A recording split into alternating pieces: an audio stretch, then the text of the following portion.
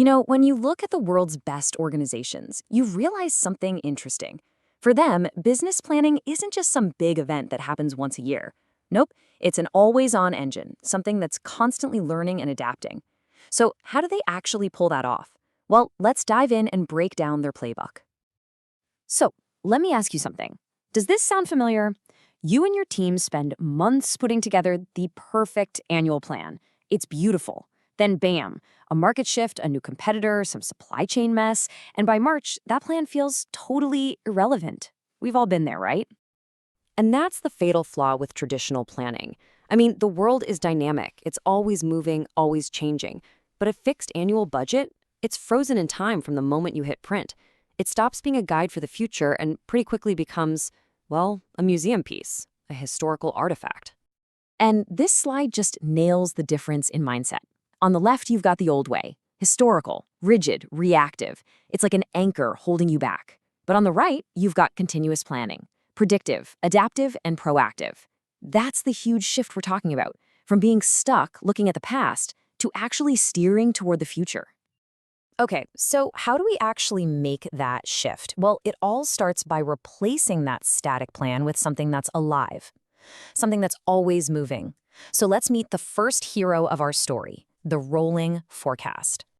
Think of it like this. A normal static budget just ends on December 31st, period. With a rolling forecast, though, as one month ends, a new one gets tacked on to the end of the horizon. So when January closes, you don't just have 11 months left to look at. You add the next January to your plan. You always maintain that full 12 or 18-month view into the future. And that's really the heart of it right here. This isn't some document you create and then file away. It's a living, breathing process. It's designed to learn from new information every single month, so it evolves right alongside the business. It never goes stale. And look, this isn't nearly as complicated as it might sound. The process is super logical. Step 1, you automatically pull in your actual results. Step 2, you update your key assumptions, things like sales trends or costs. 3, you extend that timeline forward. And finally, and this is so important, you communicate the insights, not just the numbers, to drive smarter, faster decisions across the business. But here's the thing. A truly great plan does more than just predict the most likely future. It prepares for many possible futures. And that brings us to our second key concept, scenario planning. So here's how these two ideas fit together perfectly. Your rolling forecast, that's aiming for the bullseye, the thing you think is most likely to happen. Scenario planning, on the other hand, is about exploring the entire landscape around that bullseye. It's all about asking that powerful little question, yeah, but what if?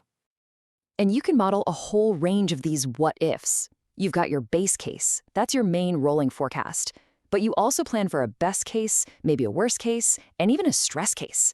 Think of that last one as a major, unexpected shock to the system. This gets your leadership team ready to act fast, no matter what the world throws at you. And you know the best part? It's incredibly efficient. You're not sitting there building a dozen different models from the ground up. Not at all.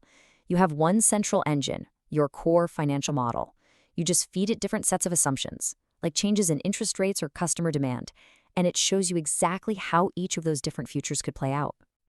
Now, I know what you might be thinking. This sounds like a ton of work, and honestly, it would be if you were trying to do it all manually in spreadsheets.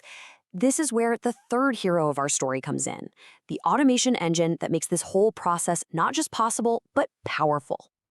Let's be really clear about this. The goal of automation is not to replace the finance team. It's to free them.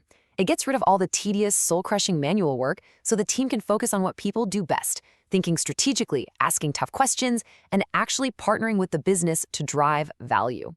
So this right here, this maps out the entire automated pipeline. It all kicks off with a data refresh, pulling in the latest numbers. Then it automatically loads your key assumptions and runs them through a scenario engine. It can even use advanced simulations. We'll talk about those in a sec. And finally, the results get visualized on live dashboards and sent out automatically.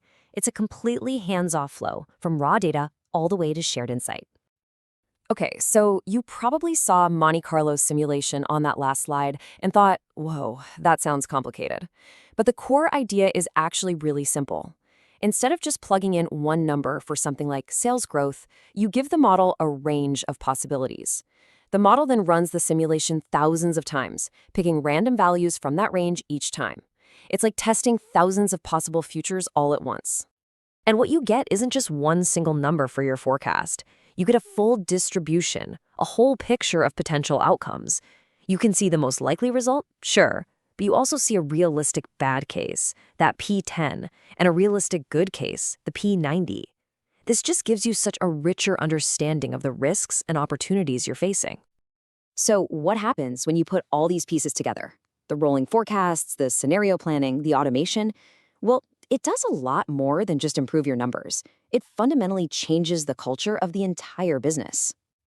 And the benefits of this shift they're huge. Your business becomes way more agile, reacting in weeks instead of quarters. Your accuracy improves because the model is always learning. Decisions get aligned to what's happening right now, not what you thought would happen 6 months ago. You start to see risks before they become problems, and you get everyone across the business engaged in the plan. Ultimately, this is the transformation we're talking about. The finance team moves from just closing and explaining what already happened to anticipating and steering the business forward. You shift from hindsight to foresight. You move from being a reporter of the past to ensuring readiness for whatever comes next.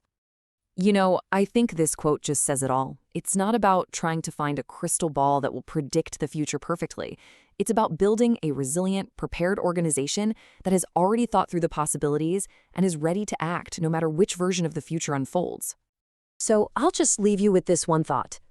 A static annual plan? That's like trying to drive a car down a winding road while staring only at the rearview mirror. Continuous planning, that's about looking forward, through the windshield, so you can actually see the curves up ahead. The only question is, which way are you steering your business?